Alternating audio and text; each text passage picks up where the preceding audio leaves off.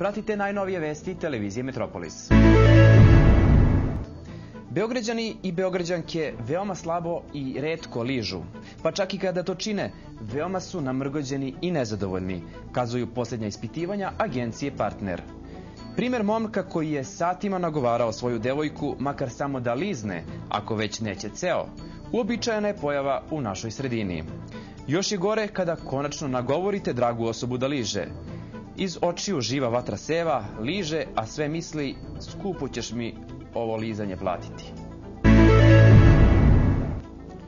Više od 30 novih vrsta sladoleda, koliko se posljednjih nedelja pojavilo u beogradskim prodavnicama, ni malo nije poboljšalo ovakvu situaciju.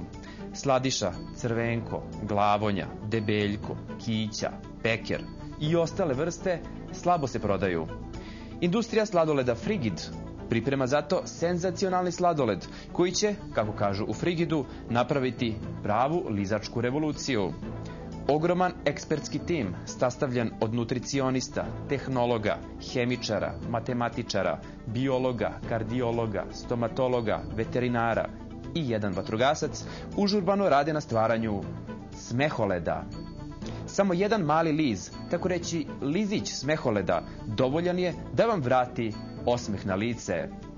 Uskoro će, barem prema tvrdnjama nadležnih u Frigidu, cijela nacija lizati naveliko i to uz smeh i veselje. Šta se stavlja u smeholed nisu želeli da nam otkriju, ali napominju da je reč o isključivo prirodnim i neškodljivim supstancama.